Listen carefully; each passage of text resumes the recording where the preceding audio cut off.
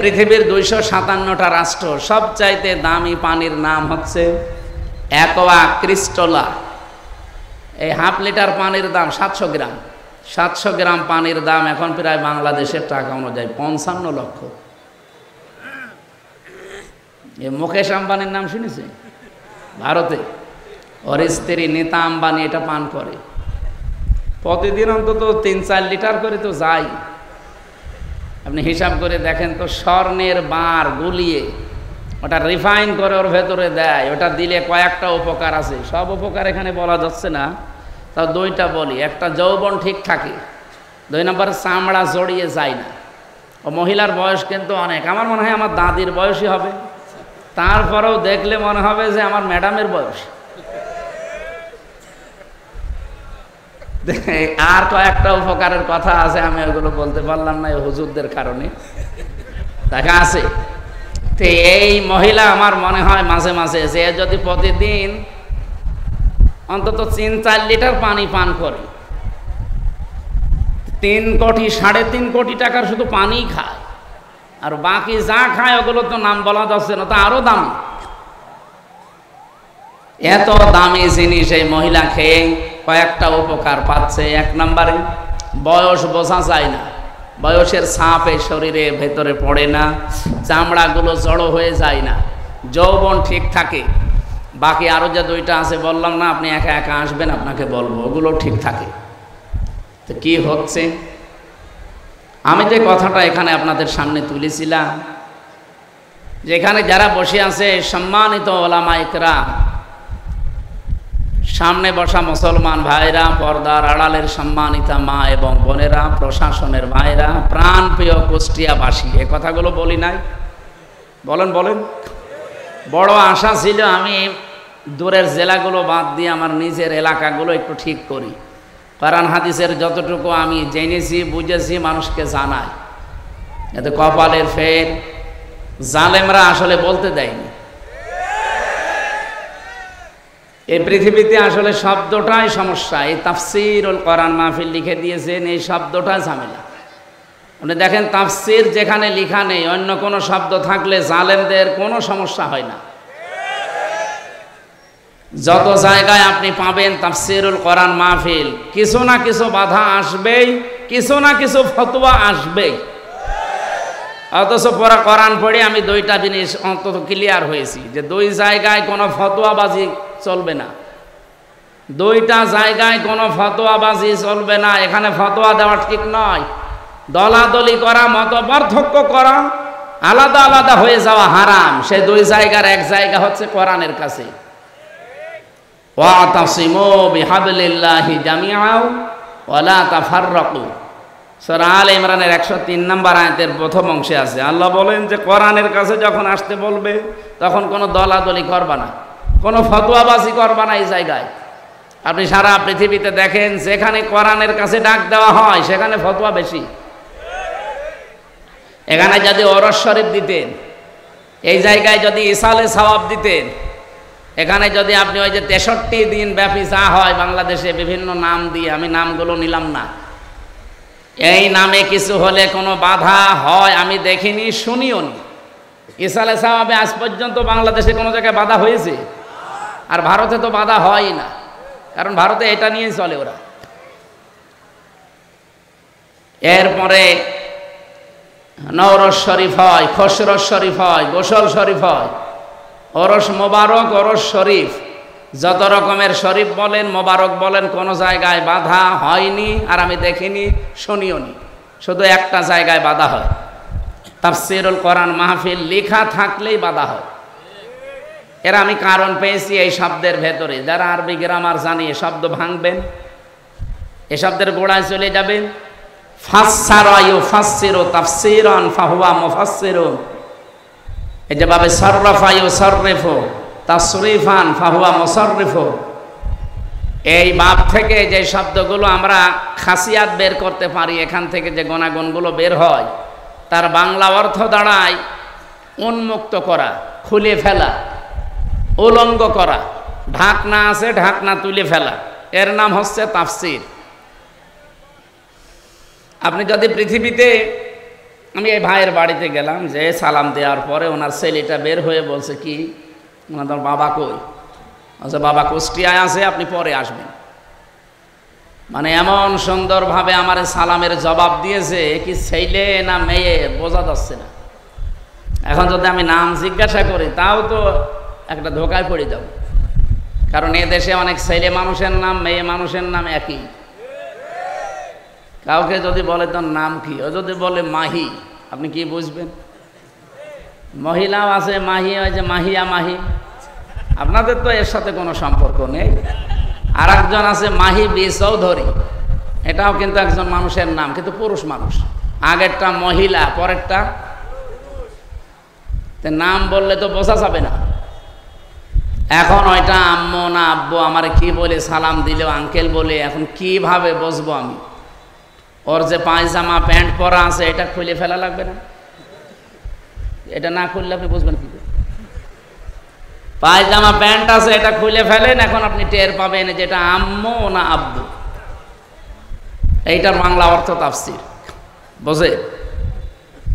আমাদের এই দেশে, এই পরিবারে, এই সমাজে, এই রাষ্ট্রে, এই পৃথিবীতে এখন অনেকেই বিভিন্ন আবরণ দিয়ে নিজেকে আড়াল করে রেখেছে। কেউ জুলুমের চাদর দিয়ে, কেউ শিরিকের চাদর দিয়ে, কি কথা বুঝতেছে? কেউ বেদাতের চাদর দিয়ে, কেউ কুফরের চাদর দিয়ে নিজেকে আড়াল করে রেখেছে। যখনই আপনি তাফসীর করতে যাবেন ওইগুলো সব উন্মুক্ত হয়ে যাবে। পৃথিবীর মানুষেরা টের পেয়ে যাবে যে এটা তো জাতির সর্বনাশ করছে। এই জন্যে এত বাধা দেয়। যারা জুলুম করে তারা চিন্তা করে আমার তো অন্তত আবরণ দিয়ে ঢাকা আছে, জুলুমের আবরণ কেউ তো টের পাচ্ছে না।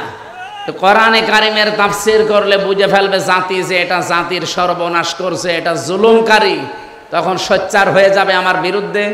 সুতরাং এইটা যেন বন্ধ হয় যে কোনো কায়দায়। আর এই স্বভাব ছিল ১৫০০ বছর আগে আবু জেহেলের। কার?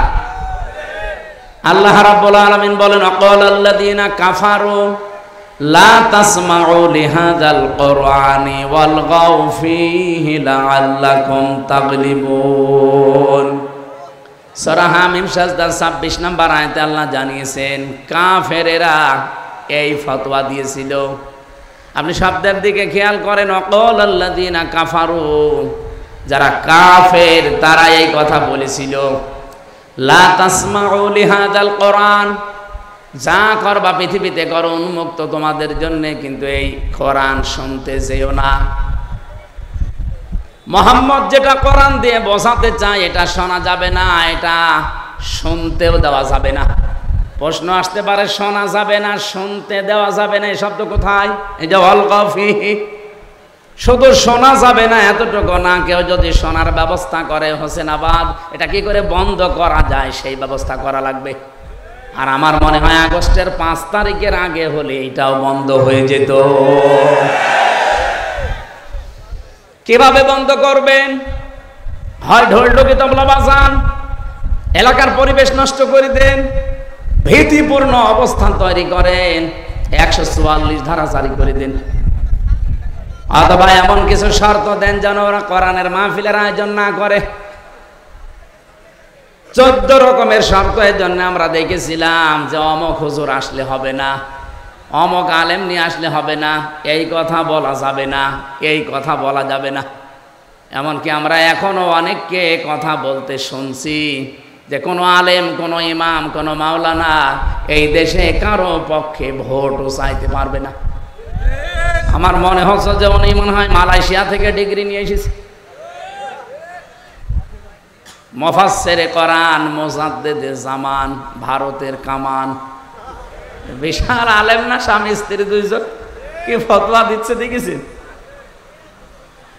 আমি আজকে ওপেন চ্যালেঞ্জ দিচ্ছি কুষ্টিয়ার বুকে, এটা রেকর্ড হচ্ছে সারা বাংলাদেশে ৫৬,০০০ বর্গ মাইলে আমি যেখানে যাব, কোরআনের পক্ষে যারা আছে, একামতে দিনের পক্ষে যারা, এদেশে আল্লাহর আইন যাদের দ্বারা কায়েম হওয়ার সম্ভাবনা আছে, তাদের পক্ষে আমি রায় চাব, সিদ্ধান্ত চাব, ভোট চাব।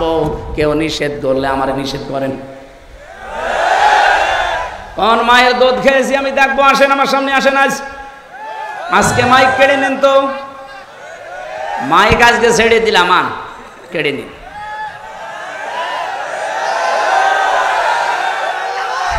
আগস্টের 5 তারিখের আগে দেশ আর নেই। এ দেশ এখন এপ্রিলের 23 তারিখ চলছে। আগস্ট আসতে আর কয়েক মাস আছে। আমার মনে হয় এই আগস্ট আসার আগে দেশে এখনো কিছু জুলুম আছে, এই জুলুমগুলো আমরা চাই যেন বন্ধ হয়। আগস্ট আসার আগেও যদি এই জুলুমগুলো বন্ধ না হয়, আবার আগস্ট আসলে কিছু ঘটে যাবে। আমি নামগুলো নিতে পারলাম না। তাই 1500 বছর আগে আবু জেহেল বেশ ভালোভাবে বুঝেছিল যে আমি যা করি, আমি যে চেয়ারে বসে আছি এ চেয়ার তো অবৈধ চেয়ার, আর মোহাম্মদ যা বলতে চায় ও বললে আমার চেয়ার টিকবে না। কারণ মোহাম্মদের কথা যদি সত্যি মানুষ বুঝে ফেলে, আমি যে নানাভাবে চেয়ারে আছি এ ধরে ফেলবে মানুষ। এই জন্যে ওর সবচাইতে বড় কাজ ছিল এইটা যে যা করবা করো, কোরআন যেন শুনতে যেও না, আর কেউ যেন শুনতে না পারে সেই ব্যবস্থা করো। আমার মনে হয় 1500 বছর পর ওই আয়ামে জাহিলিয়াত যুগ বার হয়ে আমি জাহিলিয়াত যুগ শুরু হওয়ার পর ঠিক তারাও বুঝেছিল যে দেশে হামজা কোরআন দিয়ে যা বলতে চাই, জনগণ যদি সত্যি এগুলো বুঝে ফেলে তে আমাদের চেয়ার থাকবে না। এই জন্য এত বাধা দিত। তাছাড়া এত বাধা দেবে কোন কারণে? আমার যাতে কত বড় বড় হুজুর, আমার তো শরীরই চলে না, আর এক একজন হুজুর আসতো, ওরে বাবা 3-4 মন গায়ে গোস্ত। এত বড় বড় হুজুরের কোনো বাধা নেই। আরো টাকা পয়সা দিয়ে বলতো সারা রাত ওয়াজ করেন। কি ওয়াজ? সাপের কাহিনী বলেন, সাপের কাহিনী বলেন, মাছের কাহিনী বলেন, আপনিও কান্দেন, যারা আছে সামনে ওরাও কান্দুক, কেঁদে কেটে বাড়ি চলে যান। আমাদের চেয়ারের 4টা পায়া, একটা পায়া যেন আঘাত না লাগে। হামজা আসলে তো পায়া থাকবে না, কোরআন দিয়ে মানুষকে যা বুঝিয়ে দেবে, মানুষ যদি সত্যি বুঝে ফেলে আমাদের চেয়ার কিন্তু থাকবে না। এই কারণে বাধা দিত, কারণ তারা নিজেদেরকে জুলুমের চাদর দিয়ে আড়াল করে রেখেছিল। অনেকে বেদাতের চাদর দিয়ে নিজেদেরকে আড়াল করে রেখেছে। এই যে আমার তাহেরি ভাই, ও যে প্রকাশ্য বেদাত করে, শিরিক করে, এর ফতোয়া দেওয়া লাগবে। নিজে জিকির করছে আলী বাবা, শালি বাবা, কেল্লা বাবা, ফতে বাবা। আমি এক কথায় জবাব দিচ্ছি, এদিকে তাকান। আল্লাহ যেটা পারে এই পৃথিবীর অন্য কেউ পারে এই বিশ্বাস করার নাম হচ্ছে শিরিক। আর শিরিক যারা করে তারা মুশরিক। মুশরিক যারা মরে গেলে জানাজা জায়েজ আছে? কবর দিলে কাজ হবে? হবে। কবরে দেওয়ার সঙ্গে সঙ্গে আল্লাহ আগুন লাগিয়ে দেবে। লাহুম মিন জাহান্নামা মিহাদু ওয়া মিন ফাওকিহিম গাওয়াশ ইলা আখির আয়াত। আল্লাহ পাক বলেন ওদেরকে শুধু কবরে রাখতে দেরি হবে, কবরের নিচে আমি জাহান্নামের বিছানা বিছিয়ে দেব আর উপরে আগুন লাগিয়ে দেব। ওয়াকাযালিকা নাজিজিজ জালিমিন। এটা আমি এই জন্য করব কারণ এটা জালেমদের শাস্তি। কুষ্টিয়াবাসী, আমি যেটা এ পর্যন্ত এসে বোঝাতে চাই, পৃথিবীর শিরিককারী, বেদাতকারী, জুলুমকারী, কুফরিকারী, এগুলো সবই তারা নিজেদেরকে চাদর দিয়ে আড়াল করে রেখেছে। এরা তাফসির শুনলেই ভয় পায়, কারণ ওরা জানে তাফসির মানে খুলে ফেলা, উলঙ্গ করা, উন্মুক্ত করা। ঢাকনা দিয়ে ঢাকা আছে, ঢাকনা ফেলে দেওয়া। আমরা যতগুলো ঢাকনা দিয়ে নিজেদেরকে ঢেকে রেখেছি, কোরআনের তাফসির যদি সঠিকভাবে করা হয় একটাও টিকবে না। ওরা নিজেরাও জানে যে আমরা ভ্রান্ত পথে আছি। কথা বলে না কেন? ওরা নিজেরাও জানে যে আমরা ভুল পথে আছি, কিন্তু দুনিয়ার স্বার্থে তারা ওটা ছাড়তে চায় না। এই পৃথিবীতে আমরা 3টা প্রাণী দেখি, এরা কিন্তু দিনের আলোতে বের হয় না কোনো দিন, রাতের আধারে বের হয়। এই যে রাত এখন অন্ধকার হয়ে গেছে, যত বেশি অন্ধকার হবে দেখবেন তত বেশি ওরা রাতের বেলা বের হবে। পেঁচা, বাদুর আর চামচিকা, নাকি এলাকায় নেই? এই 3টা জিনিস রাতে বের হয়, বের হয়ে স্থির থাকে, মানুষের কলা নষ্ট করে, ফসল নষ্ট করে, পানির বরজ নষ্ট করে। কি কথা বলছেন এখানে? দিনের আলো সূর্যের আলো তাদের ভালো লাগে না, রাতের আধার তাদের ভালো লাগে। এই জন্য নামও দেখেন ডিজিটাল নাম, পেশা, বাদুর, শামসিকা। আমার মনে হচ্ছে ওর চেহারা ওই রকমই। কি কথা বলেন? যাদের নাম বললাম কি একবার দেখলে আর একবার দেখতে মন চাবে? কি বুঝলেন এখান থেকে? দিনের আলো সূর্যের আলো এদের ভালো লাগে না, রাতের আধার বেছে নিয়েছে ভালো লাগে এদের। এই কারণে এদের নাম ওই রকম। এই পৃথিবীতে যারা কোরআনের আলো, দিনের আলো, ইসলামের আলো যাদের সহ্য হয় না, ভালো লাগে না, এরাই কিন্তু অন্ধকারের পথগুলো, বিশেষ করে জুলুমের, কুফরির, শিরিকির, বেদাতের অন্ধকারের পথ বেছে নেয়। বেছে নিয়েই তো স্থির থাকে না। এই পথগুলো বিভিন্ন কায়দায় মানুষকে ক্ষতি করে। শিরিক দিয়ে মানুষের ঈমানগুলো ধ্বংস করে দেয়, বেদাতগুলো দিয়ে আমার আল্লাহর রোশানলে মানুষকে ফেলিয়ে দেয়, কুফরি দিয়ে মানুষের ঈমানটা নষ্ট করে ফেলে। জুলুম, এই জুলুম করলে মানুষ আর হামজার টার্গেট থাকে না। জুলুম করলে সরাসরি মানুষ আল্লাহর মামলার আসামি হয়ে যায়। এটা আমি বানালাম কোথায়? সূরা শুরা 25 নম্বর পারার 6 নম্বর পৃষ্ঠার 13 নম্বর লাইনের 42 নম্বর আয়াতে আছে। এই 15.5 বছরে যারা জুলুম করেছেন কান খাড়া করে শোনেন। হ্যাঁ, আমি জানি আপনার কাছে এটা পৌঁছাবে। আকাল ইন্নামাস সাবিলু আলাল্লাযীনা ইয়াযলিমুনান নাস ওয়া ইয়াবগুনা ফিল আরদি বিগাইরিল হক উলাইকা লাহুম আযাবুন আলীম।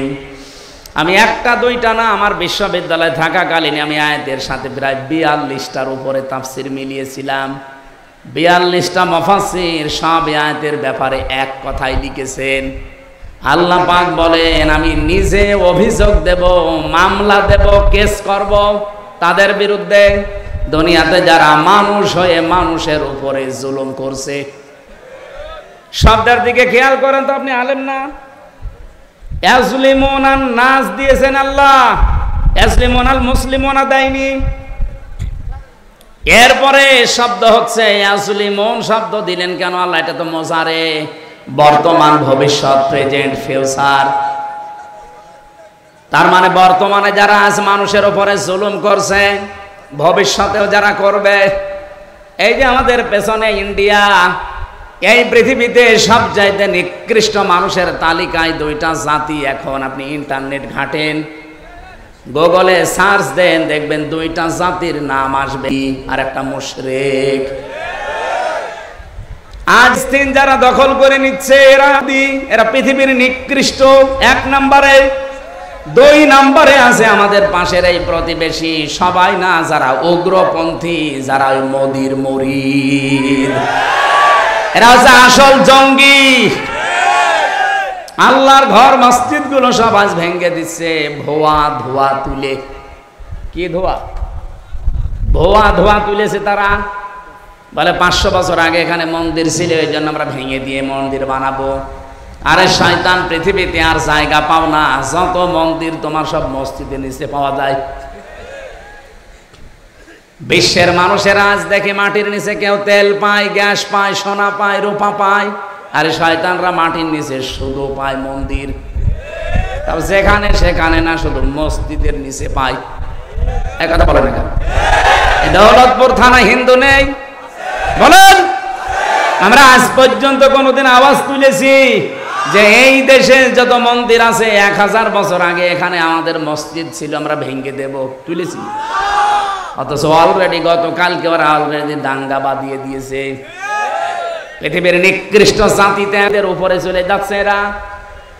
মুসলমানদের বাপ দাদা, আমাদের পূর্বপুরুষ যারা, তারা ওয়াকফ করেছিল মসজিদ, মাদ্রাসা, খানকা, গোরস্থান, ঈদগাহ, এগুলো সব আজ ওয়াকফ আইনটা বাতিল করে দিয়ে অবৈধ আইন তৈরি করে মুসলমানদের এগুলো সব তারা দখল করে নিচ্ছে। একটা হাদিস পড়ছিলাম আজকে, বিশ্বনবী জানিয়েছেন, আনাবি জাররিন রাদিয়াল্লাহু তাআলা আনহু قال قال النبي صلى الله عليه وسلم من ادعى ما ليس له فليس منا ওয়ালিয়াতাবাওয়া মাকআদাহু মিনান নার। রাহ মুসলিম। বিশ্বনবী বলেন, ওই লোকটা কোন লোক? এ পর্যন্তর পরে নবী কিছু বলেননি। ওই লোকটা কোন লোক? যেই লোকের দখলে ওই জিনিস থাকার কথা না, জোর করে নিজের দখলে যদি ওই জিনিস সে নিয়ে নেয়, সঙ্গে সঙ্গে ফালাইসা মিন্না, সে আমার উম্মত থেকে বের হয়ে যায়। কি কিছু বুঝেছেন না? বোঝেন? আমি আগে ব্যাখ্যাটা বলি। দেখেন, যেই জিনিস আপনার দখলে থাকার কথা না, ওইটা যদি আপনি নিজের দখলে নিয়ে নেন, সঙ্গে সঙ্গে আপনি রমির উম্মত থেকে বের হয়ে গেছেন। এই গল্প করছেন মানে?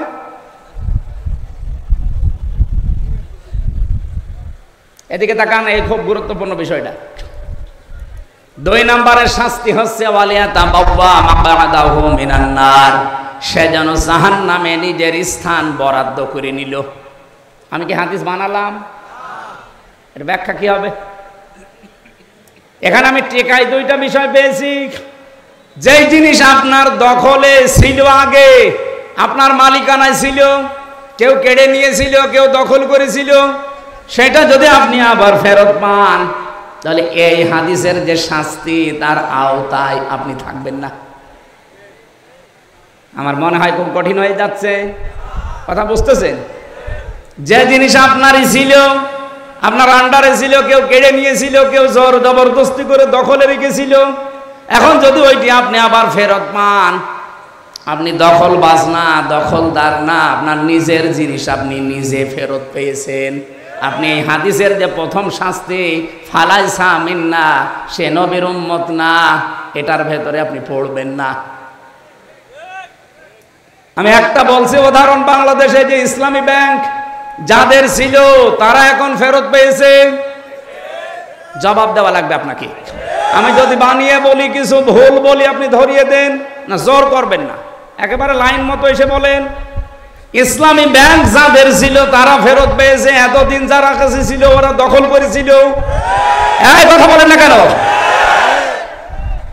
তাহলে যার জিনিস সে ফেরত যদি পায়, সে যদি নিয়ে নেয়, তাহলে হাদিসের প্রথম যে ব্যাখ্যা ফালাইসা মিন্না, আপনি নবীর উম্মত না, এই আওতায় আপনি নেই, এই শাস্তি থেকে আপনি বের হয়ে গেলেন। والسماء رفعها ووضع الميزان فقد قال الله تعالى في كلامه المجيد وبرهانه التوحيد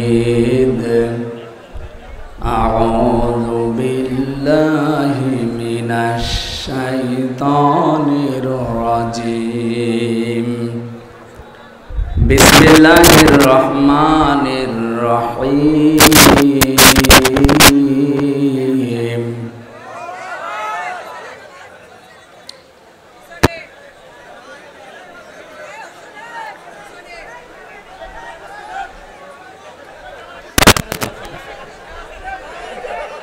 অত স্বেচ্ছাসেবক না মনে আছে যে সেই রকম কিছু হয়ে গেছে।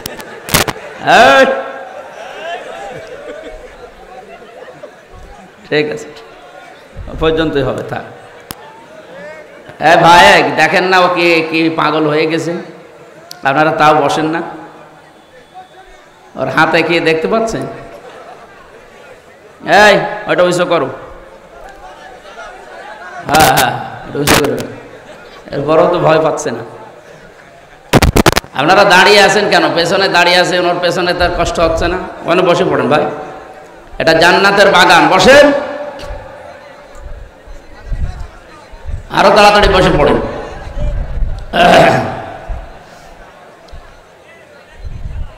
বিসমিল্লাহির রহমানির রহিম ইয়া আইয়ুহাল্লাযীনা আমানু দুখুলু ফিস-সিলমি কাফা তাত্তাবিউ খুতুওয়াতিশ শাইতান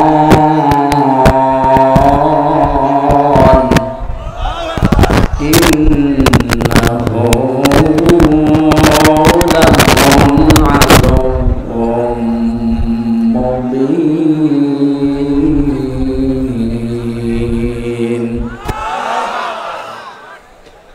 এখানে নড়াচড়া করবেন না, একটু যেভাবে শোনা দরকার ওইভাবে শোনেন।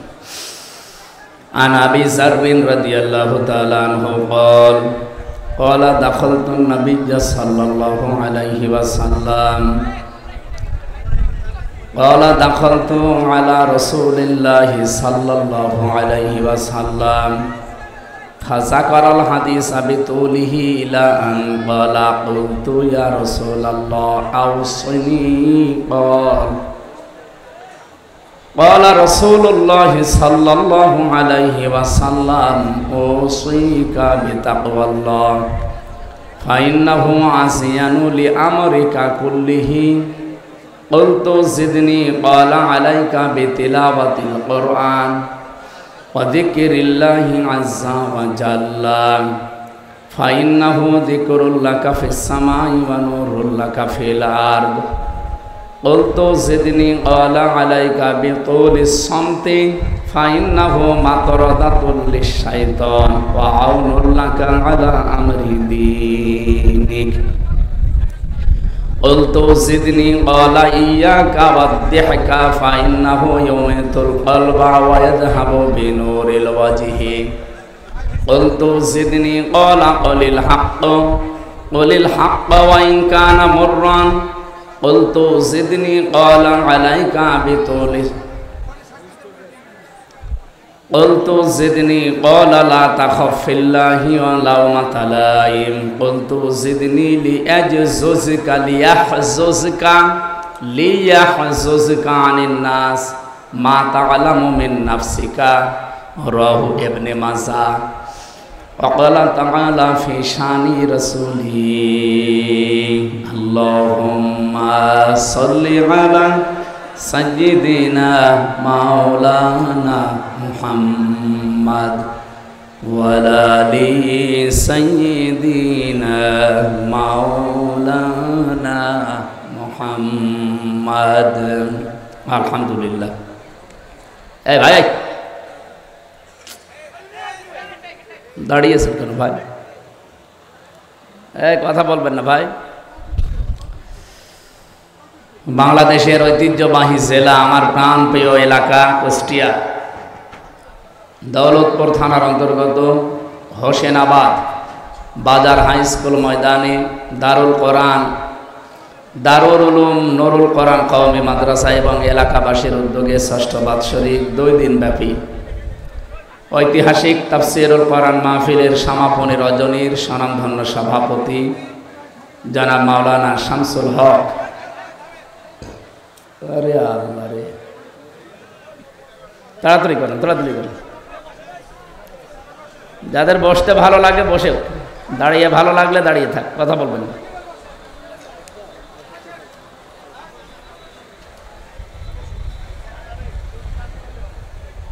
ফ্যান চলছে এত নাকি? আমার মনে হয় রওশনের সাথে যদি বলা হয় তাও এর সাথে জোরে ঘুরবে। সম্মানিত পরিচালক হাফেজ মাওলানা আসাদুজ্জামান আতালাল্লাহু উমরাহু ওয়া বারাকাল্লাহু ফি হায়াতি, বলেন আমিন। মাহফিলে এতক্ষণ যারা কথা বললেন, বিশেষ করে ইসলামিক চিন্তাবিদ বলিষ্ঠ কণ্ঠস্বর মাওলানা ইয়াসির আরাফাত জিহাদি, গতকাল এখানে যারা কথা বলেছিলেন বিশ্বনন্দিত মুফাসসিরে কোরআন ইসলামিক চিন্তাবিদ মাওলানা হাফিজুর রহমান সিদ্দিকী কুয়াকাটা, মাওলানা শাহিন মাহমুদ পটুয়াখালী সহ অন্যান্য ওলামা ইকরাম, বিশেষ মেহমান অনেকগুলো মানুষের নাম দিয়েছেন। মাওলানা এটিএম ইউসুফ আলী, মাওলানা ফরিদ উদ্দিন আবরার, হাফেজ মাওলানা শামসুল হক, মাওলানা ফারুক হোসাইন, মাওলানা আমিনুল ইসলাম, হাফেজ মাওলানা নিহাজুল হক, মঞ্চে বসা সম্মানিত ওলামা ইকরাম, সামনে বসা মুসলমান ভাইরা, পর্দার আড়ালের সম্মানিতা মা এবং বোনেরা, প্রশাসনের ভাইরা, প্রাণপ্রিয় কুষ্টিয়াবাসী, আল্লাহর দরবারে শুকরিয়া জানাচ্ছি, বহুদিন আসতে পারি না। কোরআনের দাওয়াত নিয়ে আসার বহু ইচ্ছা ছিল, 3টা বছর তো ভেতরেই ছিলাম, ভেতর থেকে বের হওয়ার পরেও আশা ছিল আসবো, কিন্তু আসতে পারি না বিভিন্ন বাধার কারণে। আজকে উন্মুক্ত পরিবেশ আল্লাহ আমাদের জন্য দিয়েছে, খুশি হয়ে বলেন আলহামদুলিল্লাহ। 1500 বছর আগে আয়ামে জাহিলিয়াতের একটা পাথর পৃথিবীর বুকে চাপা ছিল, এজন্য পৃথিবীর নাভিশ্বাস উঠেছিল। 1500 বছর পরে আমাদের উপরও একটা পাথর ছিল, এটা আয়ামে জাহিলিয়াতের পাথর না, আওয়ামী জাহিলিয়াতের পাথর। শব্দ দুইটা প্রায় কাছাকাছি না, আয়ামে আর আওয়ামী, ওদের কাজও প্রায় একই। আমি আর রাহিকুল মাখতুম পড়েছিলাম পুরাটা, ওর ভেতরে এই শিক্ষাটা ছিল, খেতামহু মিসকুন ওয়া ফি যালিকা ফালিয়াতানা ফাসিল মুতানাফিসুন। ওখানে দিয়ে রাখ। ওনারা ব্যাখ্যা করতে গিয়ে এই শব্দের খেতামহু মিসকুন, তাফসিরে মুফাসসিরিন ইকরাম যে শব্দটা দিয়েছেন, এর আগে যে আয়াতের শেষের অংশ আছে, আর রাহিকুল মাখতুম এই শব্দ কোরআনের শব্দ। বিশ্বে প্রায় 26টার উপরে এখন নবীজির জীবনের উপরে ধর্মীয় গ্রন্থ আছে, তার ভেতরে অথেন্টিক এবং সর্বোচ্চ পুরস্কার প্রাপ্ত আর রাহিকুল মাখতুম আল্লামা সফিউর রহমানের লেখা। বিশ্বে শুধু এই মুসলমান দেশে না, অমুসলিম যত দেশ আছে যেখানে আমাদের নবী মুহাম্মদ রাসূলুল্লাহকে নিয়ে আলোচনা হয়, সেখানে তারা আর রাহিকুল মাখতুম এই বইটার নাম, এই কিতাবটার নাম জানে তারা। তো সেখান থেকে আমি কোট করছি, ওখানে লেখা আছে খেতামহু মিসকুন ওয়া ফি যালিকা ফালিয়াতানাফাসিল মুতানাফিসুন। এটা ঢাকনা দিয়ে ঢাকা আছে। অমিজাজুহু মিন তাসনিম, এই তাসনিম শব্দটার ব্যাখ্যা করতে গিয়ে যারা লেখক, বিশেষ করে যারা তাফসির লেখে, তারা লিখেছেন জান্নাতে যে পানি আল্লাহ জান্নাতি বান্দা বান্দীদেরকে খাওয়াবেন, সেই শরবত বা পানি ঢাকনা দিয়ে ঢাকা থাকবে, যেটা আজ পর্যন্ত খোলা হয়নি। যে জান্নাত পাবে ওখান থেকে খাবার সময় ঢাকনা খুলে খাওয়া লাগবে, এর আগে এখনো পর্যন্ত ওই ঢাকনা কেউ খোলেনি। ওটা তাসনিমের গুণাগুণের ভেতরে আমরা কয়েকটা গুণাগুণ দেখলাম। 1 নম্বরে, ওটা যদি কেউ ধরে পান করে, সঙ্গে সঙ্গে তার চেহারার ভেতরে নূর চমকাবে, তার চেহারার উজ্জ্বলতা বেড়ে যাবে, এবং এক এক সময় এক এক রকমের স্বাদ তার মুখের ভেতরে সে পেতেই থাকবে। পৃথিবীর কোন খাবার আছে যে একবার খেলে এক স্বাদ, আর একবার খেলে আর এক স্বাদ? এরকম খাবার আছে? আমি পাইনি। আমার এই ছোট বয়সে বিশ্বের কতগুলো দেশে ঘুরে আসলাম, আমি 220 প্রকার পর্যন্ত খাবার এক হোটেলে পেয়েছিলাম। আপনি জীবনের নামও শোনেন, আমিও শুনছিলাম না, ওই শুনে আসলাম কত রকমের খাবার এখানে তৈরি হয়, 220 প্রকার। বাংলাদেশে এক জায়গায় পেয়েছিলাম 180 প্রকার খাবার রান্না হয়, গাজীপুরের কাপাসিয়ায় নিরিবিলি হোটেলে। 180 প্রকার খাবার আপনি কি রান্না করেন এত? হোটেলের মালিক তোতা মিয়া ওই এসে বলছে, হুজুর এই যে এইটা খান। কি এইটা? কাঁঠালের পাতা ভর্তা। তো ছাগলে খা, কাঁঠালের পাতা ভর্তা এও নাকি একটা খাবার। বাঁশের পাতা ভর্তা এও খাবার, জামের পাতা ভর্তা এও খাবার। এইভাবে করে করে 180 প্রকার। আর থাইল্যান্ডে পেয়েছিলাম 220 প্রকার, কাঁকড়া মাকড়া সব দেয়, যেগুলো আমরা অন্তত ঘৃণা করি, খেতে চাই না, এইরকম জিনিসও। তারপর দাম কি? বাংলাদেশের টাকায় কমপক্ষে 22,000 টাকা হবে কাঁকড়া। উন্নত জাতের কাঁকড়া তারা নাকি প্রতিপালন করে, সাগর থেকে নিয়ে আসে, ওটা ফ্রাই করে দেয়। ওরা বলে যে হুজুর খুব স্বাদ। ও সাদা তো দেখলেই আমার ঘৃণা করে। আমার মেয়েরে আমি ভিডিও কলে দেখাচ্ছিলাম, আমার ওই 4 বছর যেটা, ও দেখে বলছে বাবা কি? এমন কাঁকড়া। তুমি যদি দেশে আসো জীবনে তোমার মুখে আর চুমু খাবো না। কেন? কাঁকড়া খাও বাইরে যে। এই যে খাবারগুলোর পরে পরিবেশন করা হয় পানি, আমি দেখেছি এই পানিগুলো পৃথিবীতে সবচাইতে দামি যে পানি, নাম কি বলেন তো দামি পানির নাম? এ হুজুর তো তাই বলবে। পৃথিবীর দামি পানির নাম বলছে জমজম। এক গ্লাস কয় টাকা নেবে? খুব বেশি হলেও না 100 টাকা দিলে আপনাকে এক গ্লাস দিয়ে দেবে।